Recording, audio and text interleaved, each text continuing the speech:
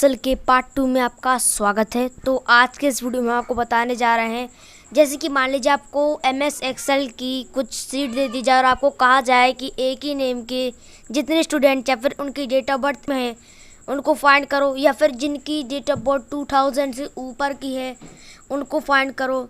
तो ये काम आपको थोड़ा मुश्किल रहेगा अगर आपको एमएस एक्सेल चलाना नहीं आता है। तो अगर आपको एमएस एक्सेल चलाना आता है तो ये काम आप मिनटों में कर सकते हैं। हेलो गाइस, मेरा नाम है विराट ठाकुर। तो बिना किसी देरी के इस वीडियो को शुरू करते हैं।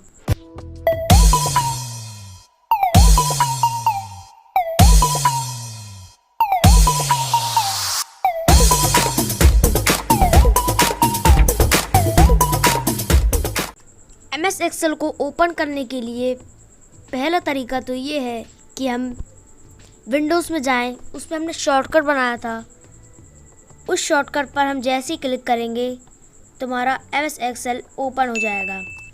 तो ये देखिए दोस्तों, हमारा ओपन हो गया है। ये कुछ इस तरीके से ओपन होगा। तो चलिए अब हम शीट बनाते हैं। पहले हम नंबर लिखेंगे,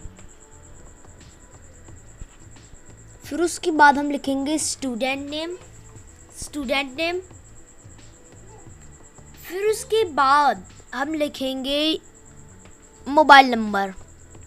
वैसे मोबाइल नंबर की कोई ज़रूरत नहीं है, मैं इसको काट देता हूँ। अब हम लिखेंगे DOB यानी कि डेट ऑफ बर्थ। यहाँ पे हम नंबर डालते हैं 1 2 और इसको स्क्रॉल करेंगे तो ये देखिए नंबर आ रहे हैं। स्टूडेंट,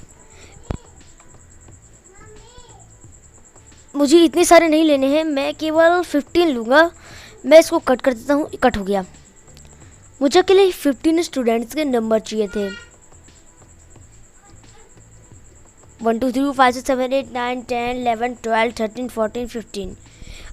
मैंने मोबाइल नंबर को काट दिया है। अब मैं यहाँ पे स्टूडेंट नेम लिखूँगा, स्टूडेंट नेम।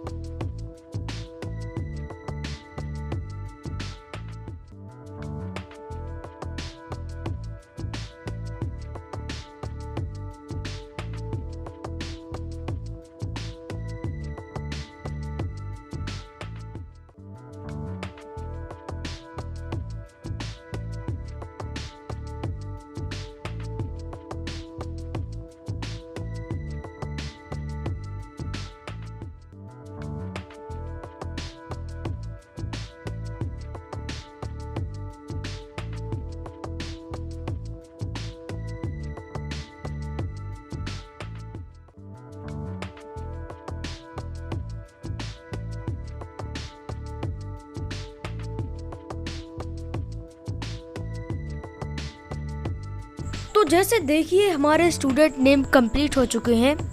स्टूडेंट नेम हमारे कंप्लीट हो चुके हैं। अब मैं यहाँ पे स्टूडेंट की बजाय नेम लिख देता हूँ, NAME, नेम। स्टूडेंट नहीं लिखना था, मुझे नेम लिखना था। अब मैं इसकी साइज कर देता हूँ छोटी। अगर आपने अभी तक मेरा पिछला वीडियो नहीं देखा है तो आप चैनल पे जाके देख सकते हैं पिछला वीडियो मेरा। उसमें मैंने एमएस एक्सेल की कुछ जानकारी दी थी जो कि आपको जाननी होती है। अब मैं यहाँ पर डेट ऑफ बर्थ लिखता हूँ।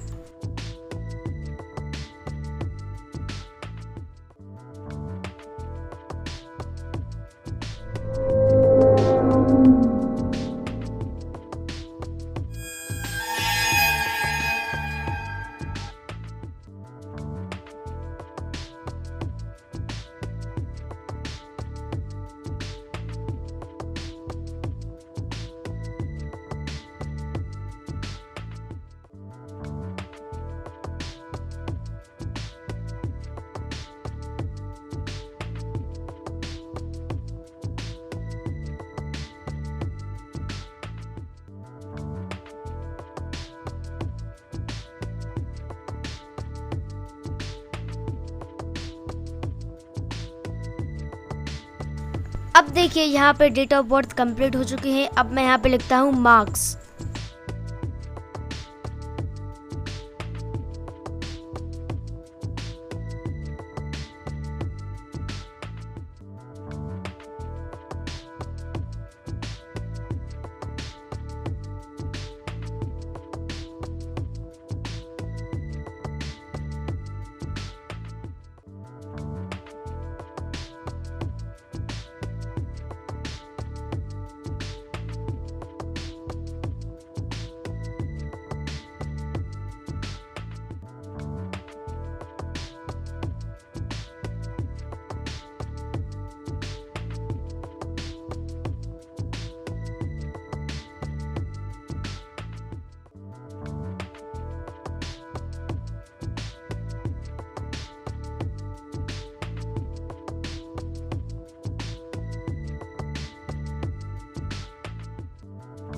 अब देखिए यहाँ पे मार्क्स भी कंप्लीट हो चुके हैं। यहाँ पे हमने सब कुछ लिख लिया है, number, name, date of birth, marks. अब मैं यहाँ पे सबको सिलेक्ट करके सेंटर में कर देता हूँ।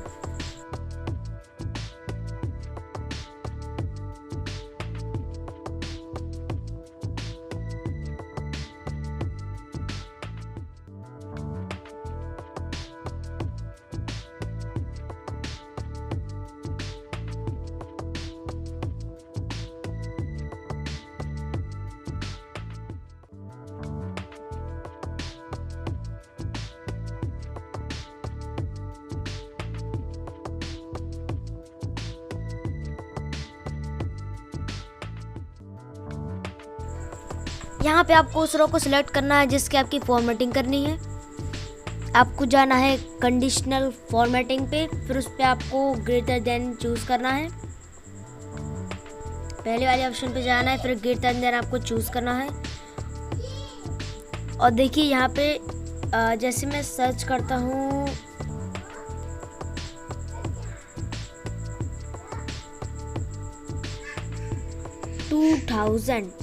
ओके करूँगा तो दोस्तों यहाँ पर 2000 अभी इसलिए नहीं आ रहा है क्योंकि मैंने 2000 दूसरी रो में सर्च करा है।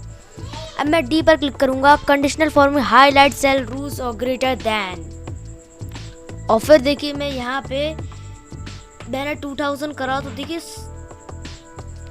2012 करा तो सारे 2012 के ऊपर आ रहे हैं। इसी तरीके से हाईलाइटिंग सेल्स रूल्स और लेस देन में मैं लिखता हूँ 2000 और ओके करूँगा तो देखिए जो 2000 के पहले के हैं वो सब शो हो रहे हैं। वैसे कि यहाँ पे 2000 से पहले के कोई भी नहीं है, इसलिए यहाँ पे शो नहीं कर रहा है। फिर इसके बाद आपको यहाँ मिलता है लेस देन, फिर इसके बाद आपको यहाँ मिलता है between, greater than, less than और यहाँ पे आता है बिटवीन। अब जैसे कि आपको बिटवीन सर्च कर रहा है, जैसे मान लीजिए एक के बाद का और 2 का पहले का, इस तरीके से आपको बिटवीन करना है। तो मैं यहाँ पे कुछ नंबर्स लिखता हूँ तो अभी आपको समझ में आ जाएगा। सॉरी गलत हो गए हैं।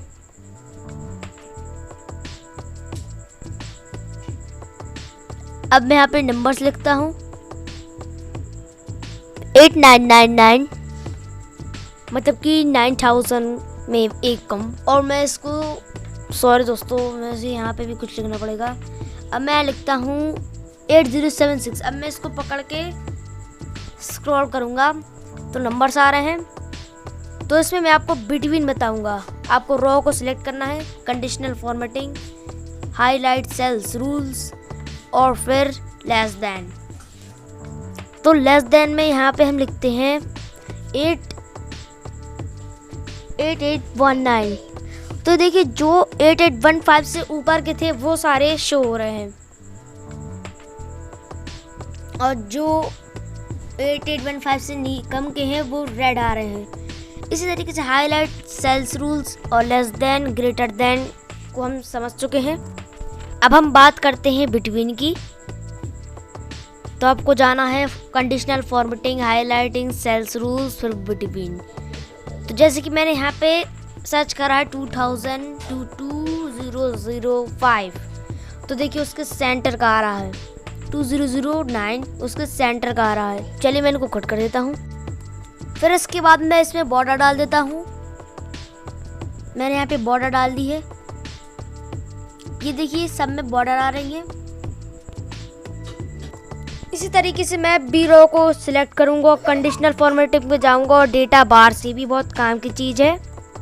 जो स्मॉल नंबर है उस पर कम कलर आएगा और जो बड़ा नंबर है यानी कि जो बिग नंबर है उसमें डार्क कलर आएगा। जैसे कि मैं यहाँ नंबर चेंज करता हूँ। देखिए मैंने 4 को कर दिया 100, तो कितना ज़्यादा हाईलाइट हो गया है ये कलर। इसी तरीके से मैं मार्क्स की लाइन को सिलेक्ट करूँगा, ई रो को सिलेक्ट करूँगा और फिर मैं जाऊँगा डेटा बार्स में। उसी तरीके से मैं कोई डेटा बार चूज़ कर लूँगा, तो वो भी जो सबसे ज़्यादा नंबर का होगा वो ज़्यादा हाईलाइट होगा। तो दोस्तों वीडियो अगर आपको इंटरेस्टिंग लगी हो तो चैनल को सब्सक्राइब करें, वीडियो को अधिक से अधिक लाइक करें। तो मिलते हैं अगले वीडियो में। MS Excel part 3, Microsoft Excel part 3।